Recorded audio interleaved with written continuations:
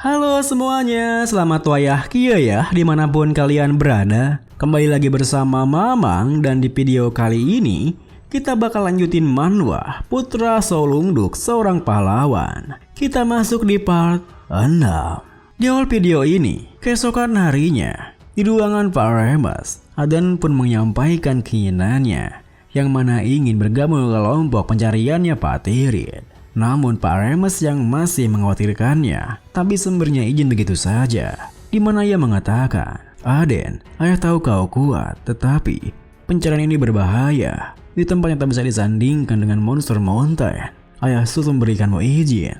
Aden membalas, tapi aku akan bersama Lord Tirit. Gak apa-apa kan ya? Pak Tirit yang juga berada di sana menimbahi.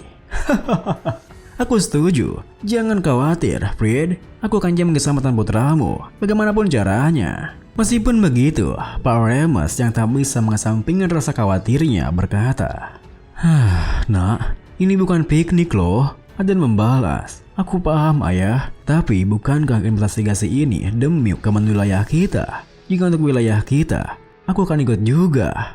Pak Tirit pun bangkit menghampirinya menambahi, izinkan saja dia, Fred. Bukankah seorang putra yang maju demi ayahnya itu merupakan perbuatan yang berani?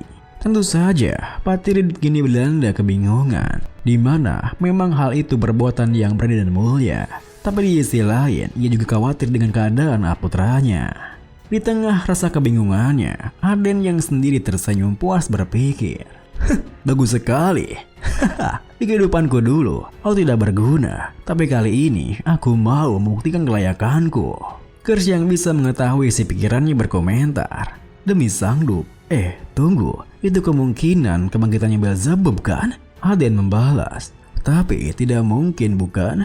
Syarat kedua untuk membangkitkan pedangnya adalah menyerap life force dalam jumlah sangat besar ke dalamnya.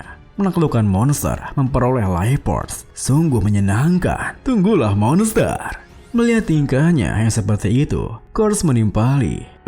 Baru pertama kali aku merasa kasihan pada monster. Sementara itu, di Piran Monster sendiri, nampak beberapa monster berbeda yang biasanya berseteru satu sama lain di tengah berlari bersama-sama.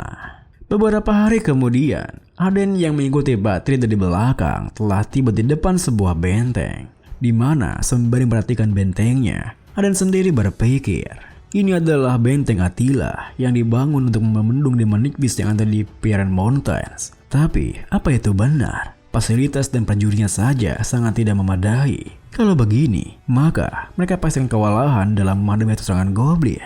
Bagaimana cara mereka akan menghalau monsternya ya?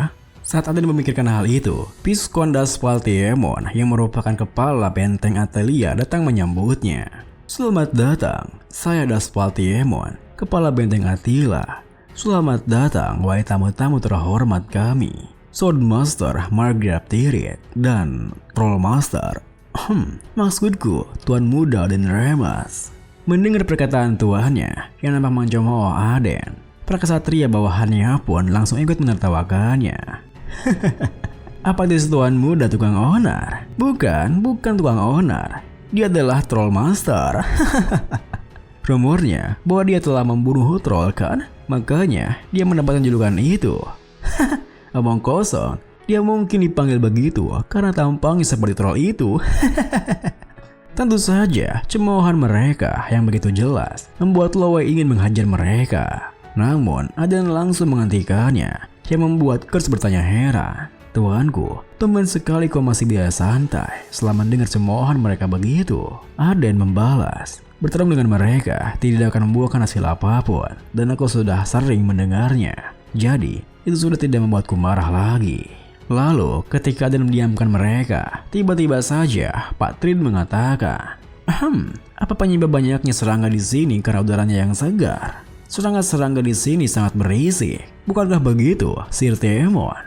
Pada Spalt yang tak bisa berkutik di depannya membalas, iya, udaranya memang segar.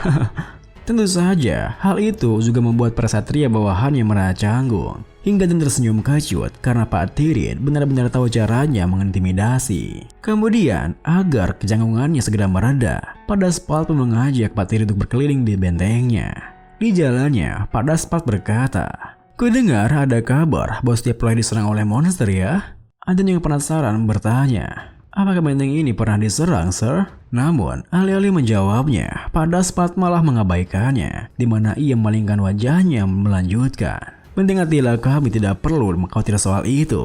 Tentu saja, sikapnya yang seperti itu membuat Aden merasa kesal.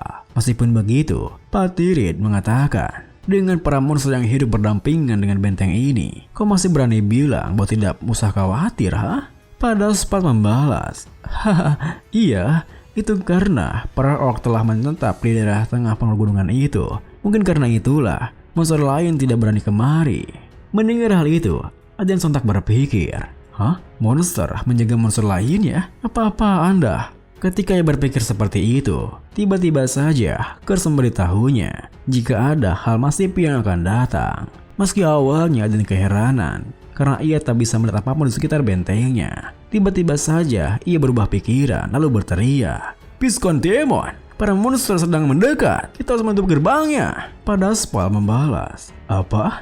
Monster? Tuan muda, bercandamu sudah kelewatan loh. Monster apa yang secara tiba-tiba begini?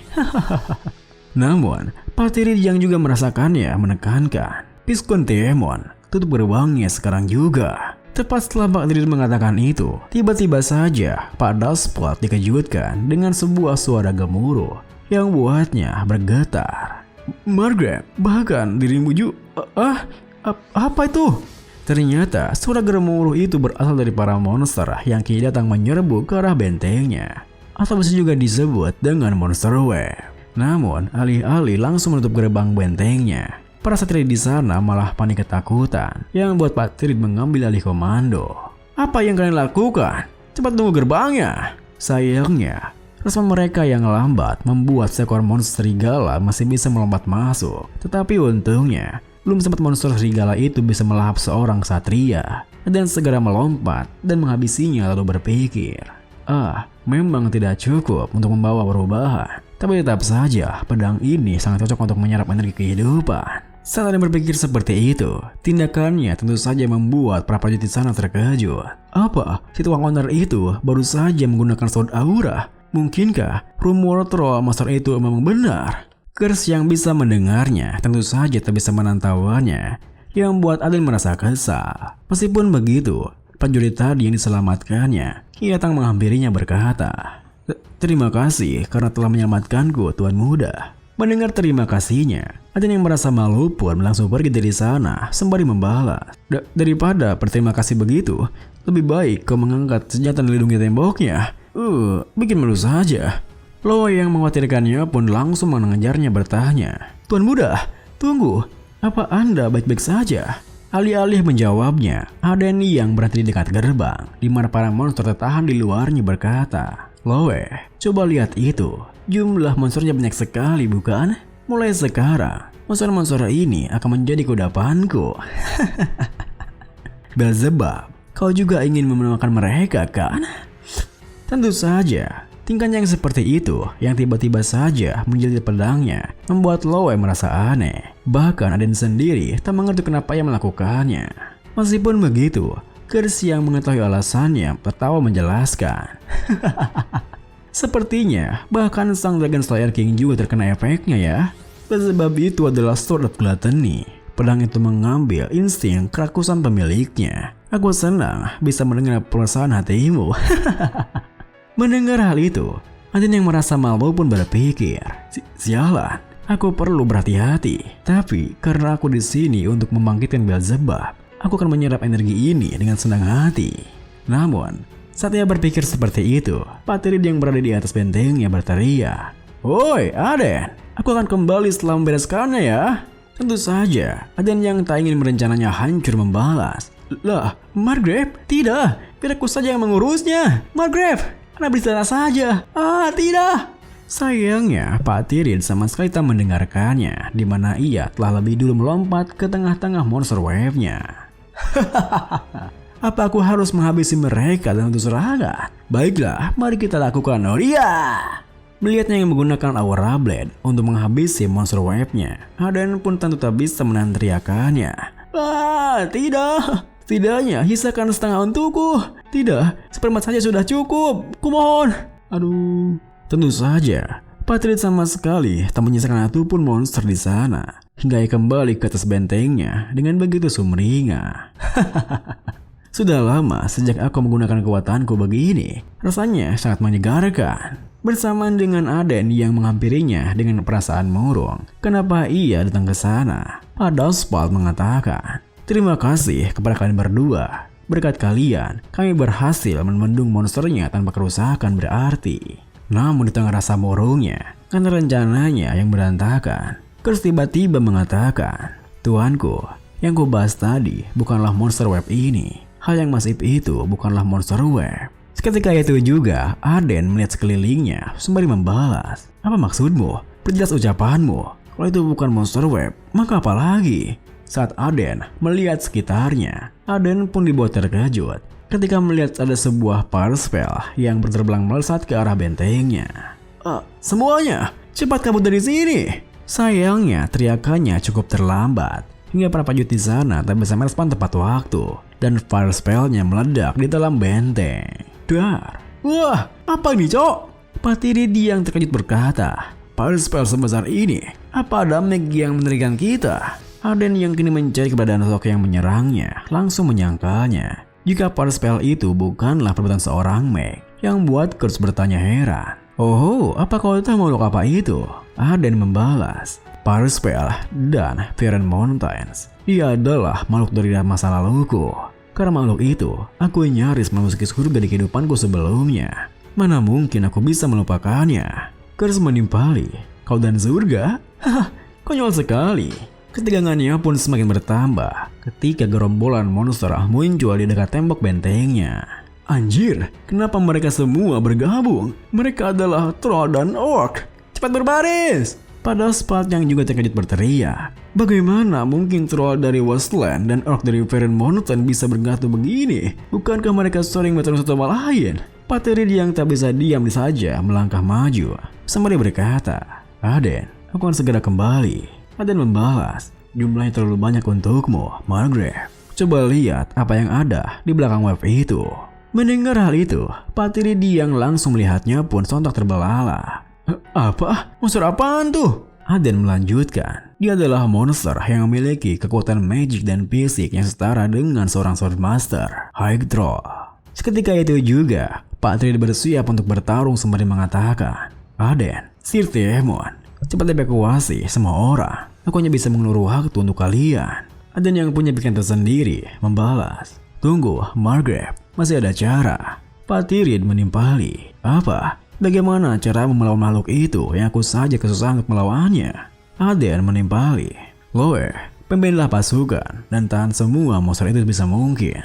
Bersamaan dengan Loe yang melihat maju, Pak Trid yang sama sekali tak mengerti bertanya, "Apa rencanamu? Hydro saja sudah setara dengan Swordmaster. Kau tahu bahwa kau bukan tandingan monster itu kan?" Aden membalas, "Tentu saja. Begitu seekor Hydro berhasil membentuk pasukan troll, maka tingkat kesulitannya bertambah 3 kali lipat. Meski Anda mencoba melawannya 1 lawan 1, Anda tidak akan bisa bertahan lama. Tapi ada satu cara, dimana semua orang di sini bisa selamat. Karena waktu kita terbatas, aku akan mempersingkatnya." Dengan begitu, bersamaan dengan Loe yang memimpin pasukan untuk menahan monsternya, Aden pun menjelaskan rencananya, yang buat Pak Trid dan Spalt terkejut. "Apa? Itu konyol. Kalau Margrave pergi dari sekarang, maka tempat ini akan hancur dalam 30 menit. Aduh!" Pak Trid yang juga merasa khawatir dengan rencananya bertanya, "Aden, apa kau sadar betapa gilanya ucapan barusan?" Aden membalas, "Memang, tetapi inilah satu-satunya jalan keluar. Kita tidak punya waktu, jadi tolong percaya padaku kali ini saja." Melihat wajahnya yang begitu serius ketika mengatakan itu, Pak Trid pun kembali teringat dengan perkataan Aden sebelumnya. Hingga akhirnya Pak Trid menghela napasnya mengatakan, "Sudah kuduga, aku memang menginginkanmu. Baiklah, aku akan mempercayaimu. Tapi kalau kau salah, maka kau harus bergabung ke pasukan kesatriaku." Video ini pun diakhiri dengan mendengar perkataannya. Ia menguatkan sifatnya yang gila taruhan. Aden pun tersenyum mengiyakannya, yang membuat Pak Trid langsung melesat maju pergi dari sana.